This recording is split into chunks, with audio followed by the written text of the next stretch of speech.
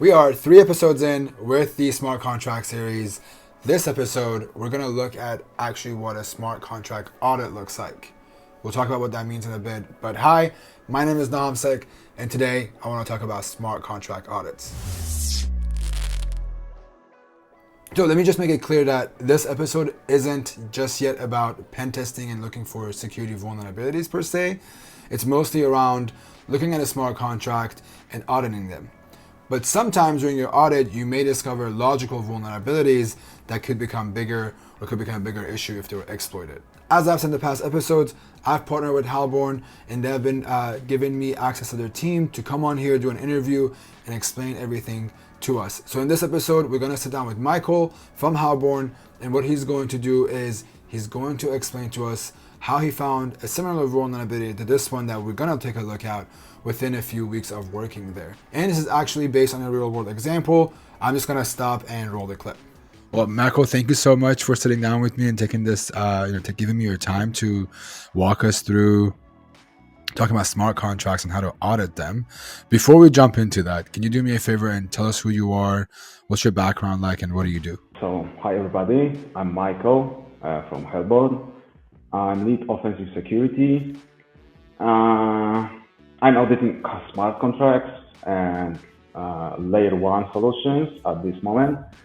And most of the time I'm auditing the Rust smart contract and Rust language layer 1 solution.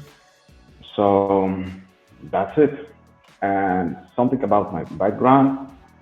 I have been doing the normal penetration testing before the auditing smart contract, like for 5 or 4 years before that. And that's it, I guess. Cool. That's awesome. Okay. So before we look at what an audit looks like, can you tell me what an audit even looks like for a smart contract? And maybe we can talk a little bit about why is it important to do these audits? Yeah, cool. So maybe we can start with small definition what a smart contract is. So smart contract is like simple or complex applications stored on the blockchain, and it's executed where predetermined conditions are met. And smart contract audit is a process where focused on analyzing the source code of the smart contract to check whatever the code is following the condition properly. Is it secure? Why do we need a smart contract? First of all, optimization of the code. Like, Yeah. I have seen bad code in smart contract and good code in smart contract. And sometimes our job is just help to clean it a bit. Second of all, improvement of the performance of the smart contract. So sometimes we can help to see the smart contract code from the different perspective when we can suggest some changes to make it more efficient, to use less gas, and it's better for smart contract owner, smart contract user, because gas is equal to gas fee. Of course, this enhance the security of the smart contract, and the most important part is secure the funds. As we know, most of smart contracts hold some money and have some value, and we want to secure it, not only from the user perspective, but also from the owner perspective. So from think about, I come from a web perspective, right? When you do a web audit or a source code audit, you follow a similar logic for every application, right? Is it similar to smart contract, or does that differ depending on what the contract does? It's a bit similar because we have some steps that we are like, there is no such a OWASP top checks or something like that. But definitely we have developed some techniques that we are auditing. What we are checking, like so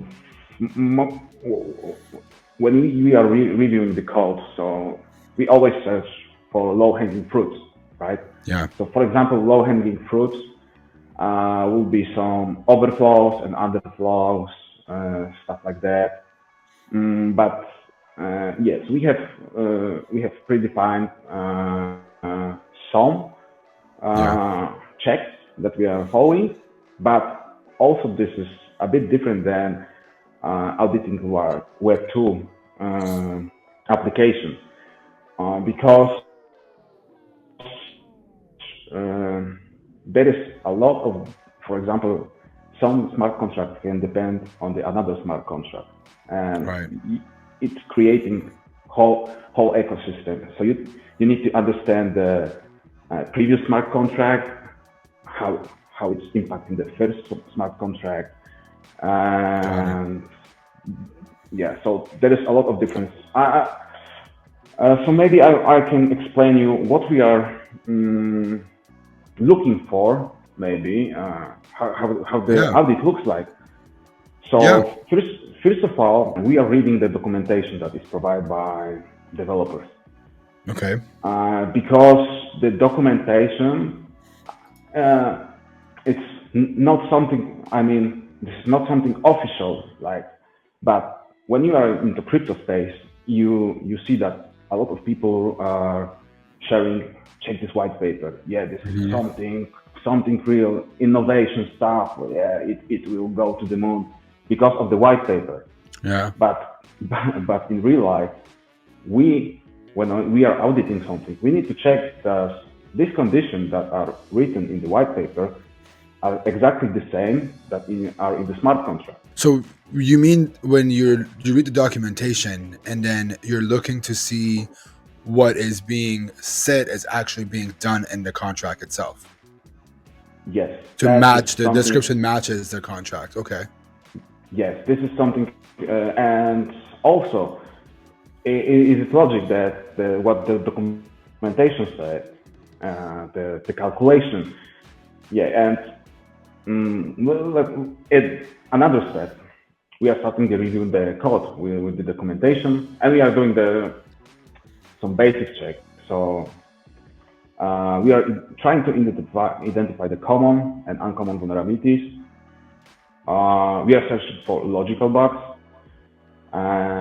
For example, if this logical operation is going to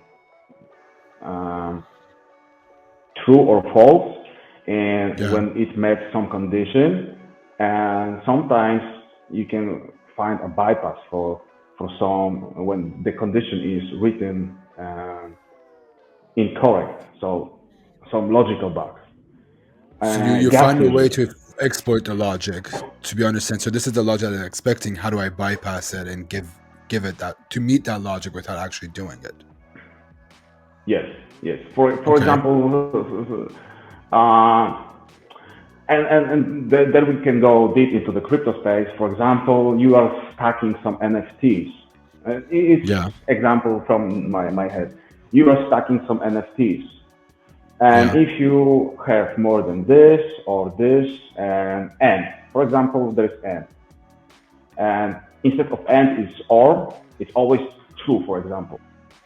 Yeah. And you can claim some reward because the statement is incorrect. So I hope this is clear. No, it makes sense. So you're saying you look at the logic. If it's expecting an and, but they put an or instead, that's a way to exploit because you have to be in one of the two, not two of the two, right? Yes. For example, gas usage. Another example is gas usage. Sometimes application every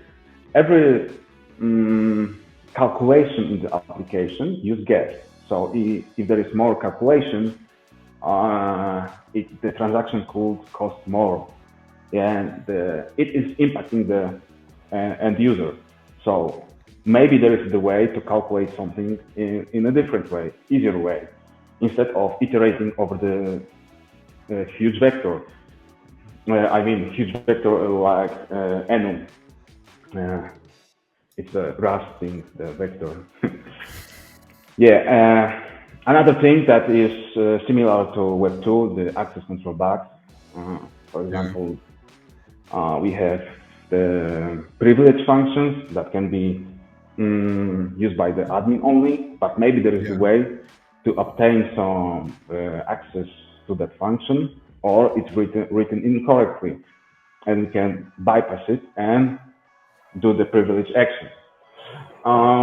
And what's coming to my mind with the access control box, we also recommend stuff like splitting the access for the administrative functions.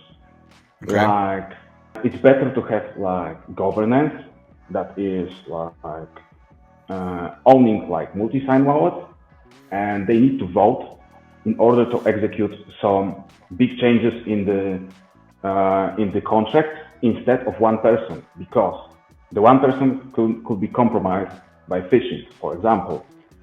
Or at the end, the developer could be mad at the people and just execute the withdraw funds from the smart contract. So when it's split between few people, it's the likelihood of that happening is lower.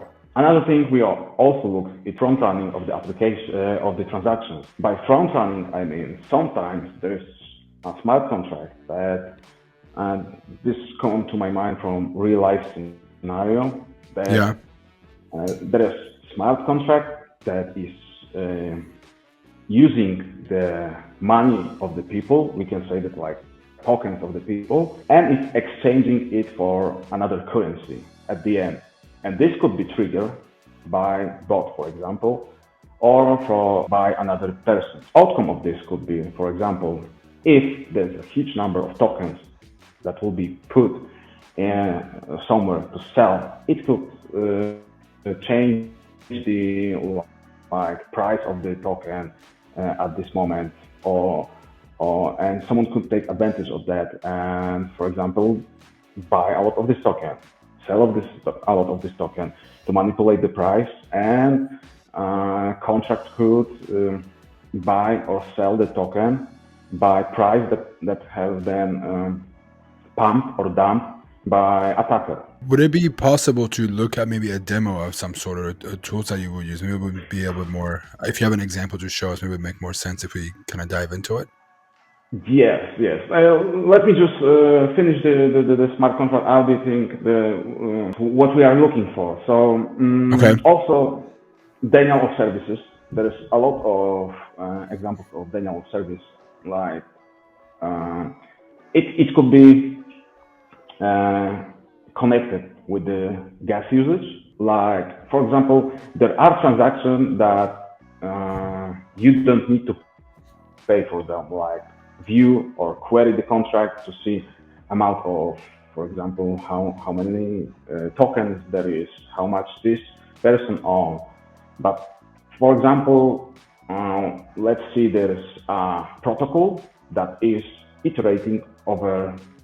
You can query some data, and the protocol is showing you the data, but before that, he's querying over the big enum and is calculating.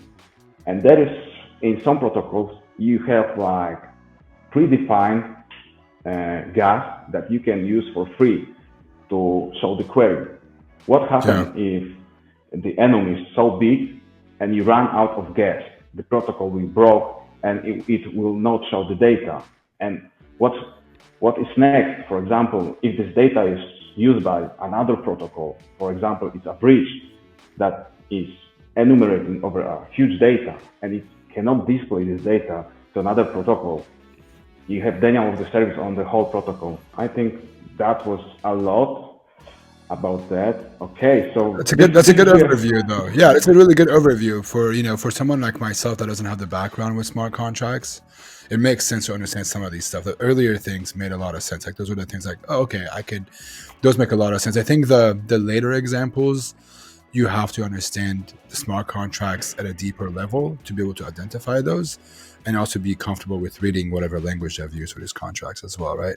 Yeah. Besides that if you want to start auditing the smart contract, you also need to understand the DeFi protocols, how they work, for example, bridges, AMM, and exchanges and stuff like that to audit them. We discussed what we are looking for. So maybe, and this is the part where we are reviewing the code. So maybe we can describe something that is have real life. You can see something. Yeah, I can run some demo and share my screen real quick. Yeah, let's go for it. So this is Zion. It's a tool from our company. It's like Kali Linux for auditing smart contracts. Yeah, so first of all, when you are auditing the smart contract, you need something to audit, of course, and something to go through the code.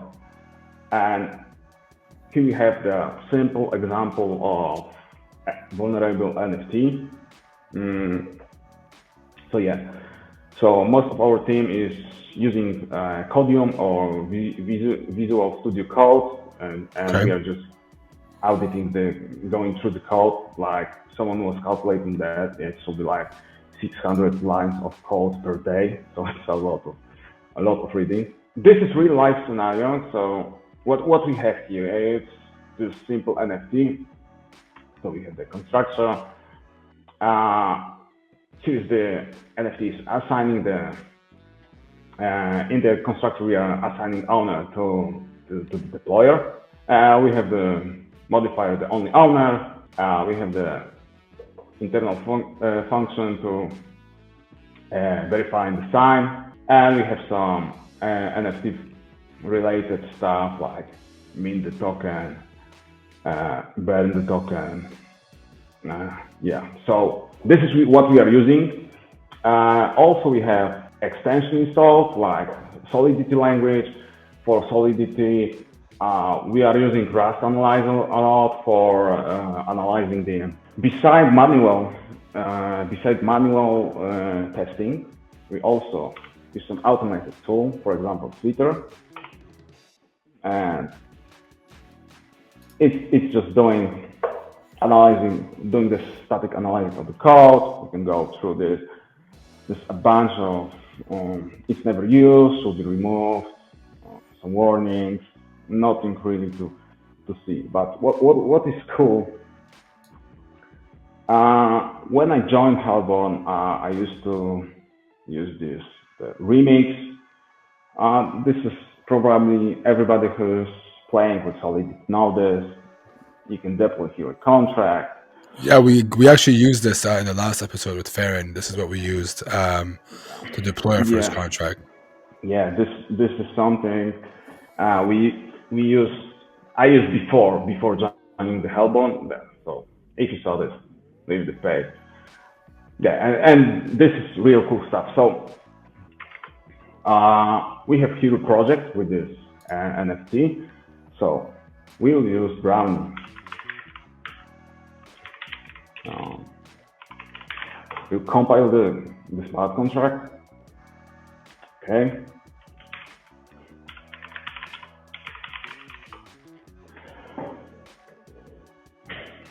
And Brownie's self-efficient tool is compiling and deploying locally the smart contracts, and you can interact like hacking way. You can use only this tool and use it inside of your terminal.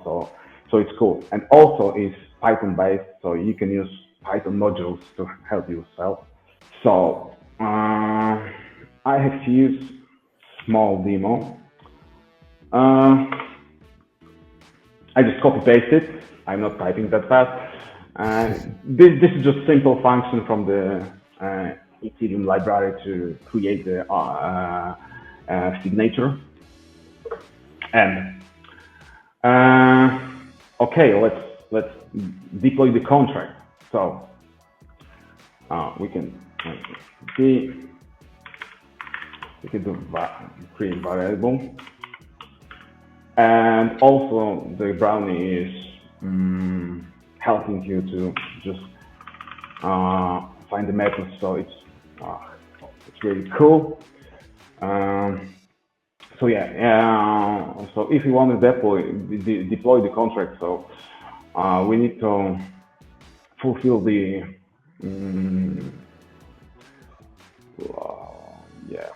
constructions and names, symbol, token, prefix. So let's just write something. We'll use name, symbol, and prefix.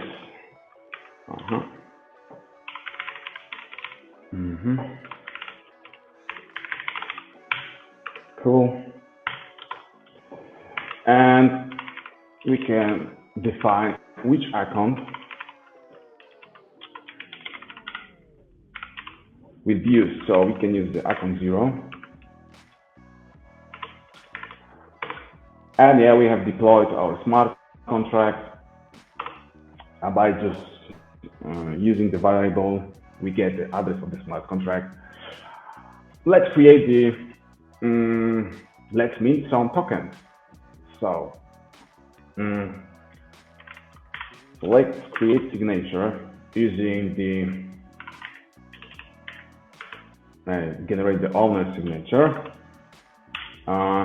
Let's pass the variable with the address. Let's add some URI and account 0 and address of the owner of the contract. You can just also just check it, the owner of the contract.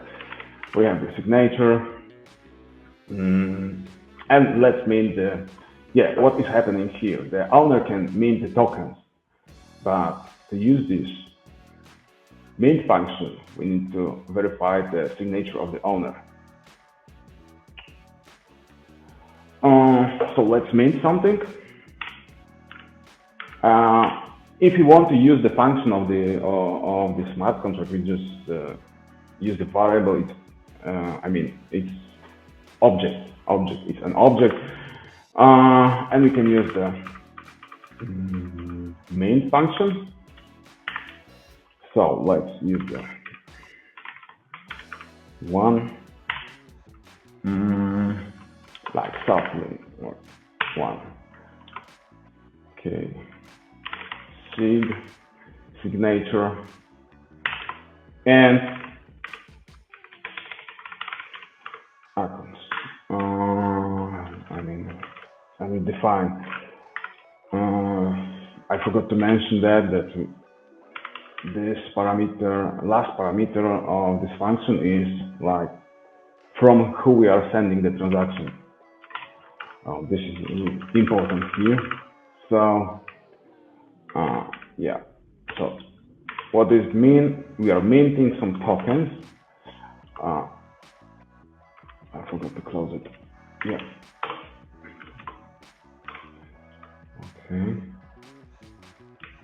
I forgot. So what does it mean? We just minted our NFT using the owner account. But there is something I need to mention here. So let's go through the code. So to mint the function, to mint the NFT, we just need the signature. There's no restriction, there's no nonce to the signature. So probably anyone can mint the NFT. As we can see, we just made signature replay attack, and we have mint some tokens. And let's check the balance. Balance off.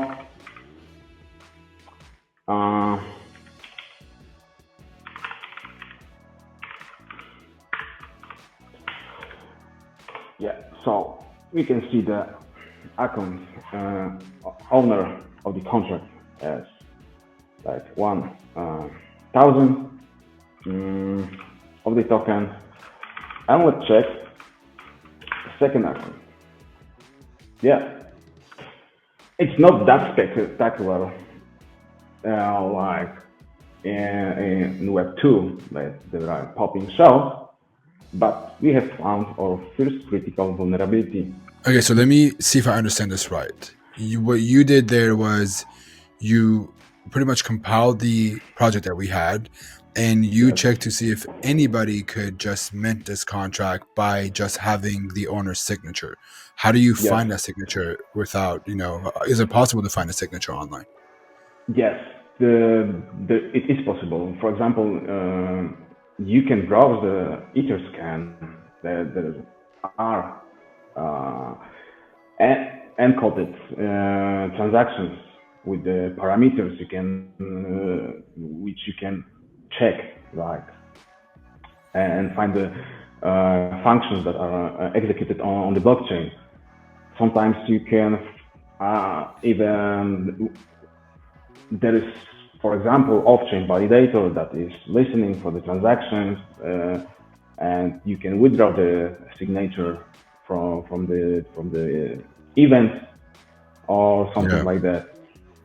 So you would pretty much have to do some reconnaissance of use some tools that are online, use some resources that are online, things that have been previously historically pushed online, and look at those things to see if you can compile a signature, if the signature was leaked somewhere. And by having the signature, you could pretty much allow anybody to mint it, even if they're not allowed to. Yes. Wow, okay. Awesome. Okay.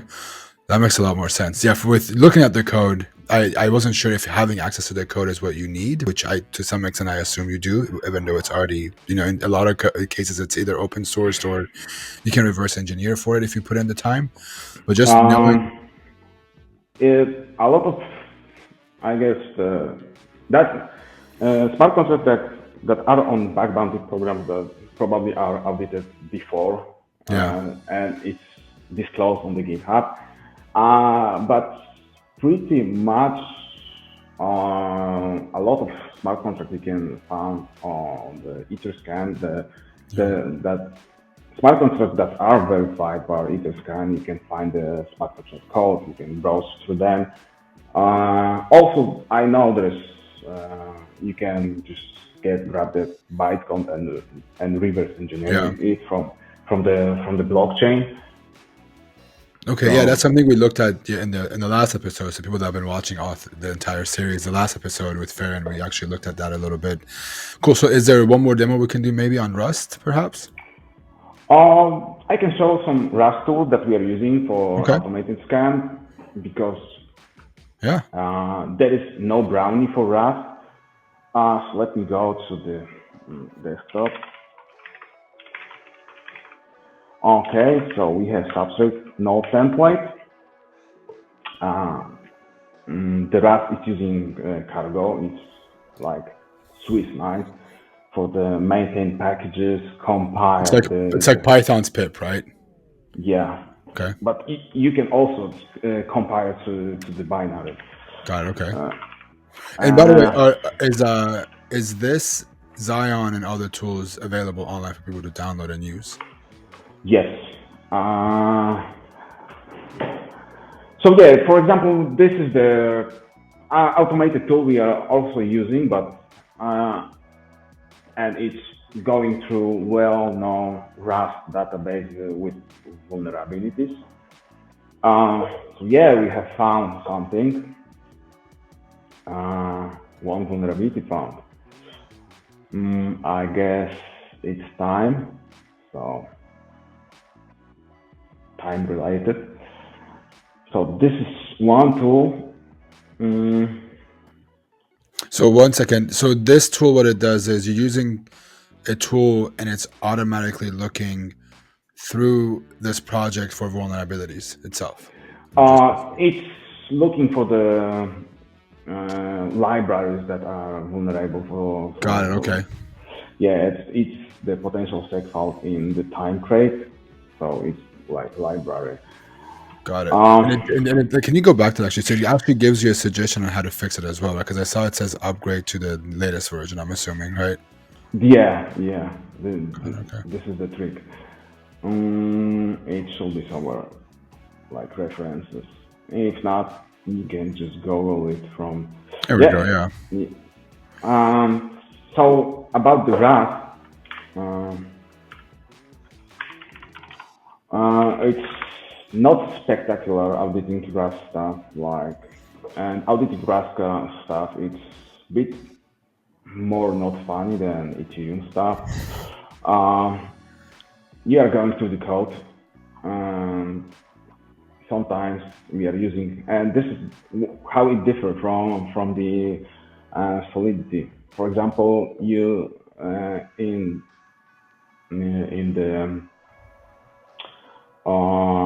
the substrate, for example, we are using the unit test, write the unit test in the Rust, Yeah. but it's also not enough because unit test is just simulating the functions inside the code.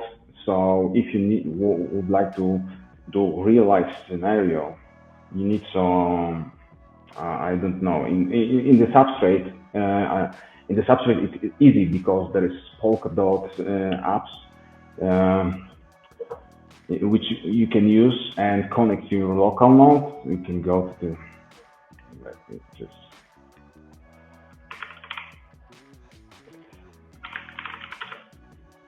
Let me just grab the link for that. Yeah, for example, if we are dealing with substrate, we have this real nice GUI when you can, there is more, when you can interact with the node itself, there is like extrinsics, which are representing the palette functions, so it's more user friendly. You can also write the TypeScripts. So yeah, this is something we can interact with the, for example, with the substrate nodes. You can choose your test network, not test network, sorry. Let me just go lower. Okay, you can use your local node, which is deployed, and you can interact with your own node. Then you have more functions like extrinsics, when you can execute some transactions on the node and see how it's working. Also, you can use scripts. At this point, I have that's all I can show you because almost everything on Rust, there is not such a thing as brownie. Most of the audits we are creating like unit tests or just create scripts. For example, in the JavaScript, the TypeScript, or there is so SDK that is using Python, and it really depends on the technology. Like everybody has something like own SDK, and sometimes you jump into the project and you need to learn the developers tools. So you are reading the documentation over and over, and you are just going through. But the tool we are using on every Rust is the Cargo Audit and VS Code or Codium. Just for me to do a quick, conclusion on all this stuff, like a review. When you do an audit, I think the first step to agree on is to pretty much read the documentation and make sure the things that they say matches, and also the 4 things that you mentioned with the logic, the low-hanging fruit, and looking at those is a right place to start. I know that I think I'm going to do one more episode, so if you are watching this, there's going to be one more episode where we're actually going to look at vulnerabilities. But I think this was a great way for me personally to understand what an audit looks like before I even think about the concept of wanting to look for vulnerabilities or security vulnerabilities in an audit. So it's not that hard. Yeah. I think it takes a lot of practice to get used to. It's just, for me personally, it's getting used to not doing the same approach as web, because there's a completely different things, but trying to be open to looking for vulnerabilities that are more logical. Then you have to understand the contract first and read the documentation in order to understand it. But this was great. Thank you so much for doing this. Thank you so much for the demo. And I think this is a really good segue for us to eventually look into what vulnerabilities look like in the crypto space or like smart contract space. Yeah, keep hacking. So we understand what an audit means. I think it's very clear, just like anything with hacking, you have to read the freaking manual. So RTFM, read the manual, read the documentation. That's always a good place to start, because you want to make sure that what they're telling you in the contract matches what is in the documentation. Because if that logic doesn't make sense, then there's something wrong, and that's why you do audits. That is one of the main purposes of doing an audit. The second thing is to look for logical bugs, low-hanging fruit, and that kind of stuff. But this isn't it. There's going to be more episodes. Specifically, the next one, I think we're going to look at pen testing and looking at example vulnerabilities. But before I let you go, do me a favor, drop me a comment, subscribe to the channel if you haven't already. But before we wrap this up, do me a favor, subscribe to the channel, and also drop me a comment and tell me who are some of your favorite smart contract auditors or pen testers you have seen on Twitter. I would love to sit down with them and also interview them, and it would give me a direction of what you want to see more in the future on this channel. All right, that's it. I will see you in the next video. Peace.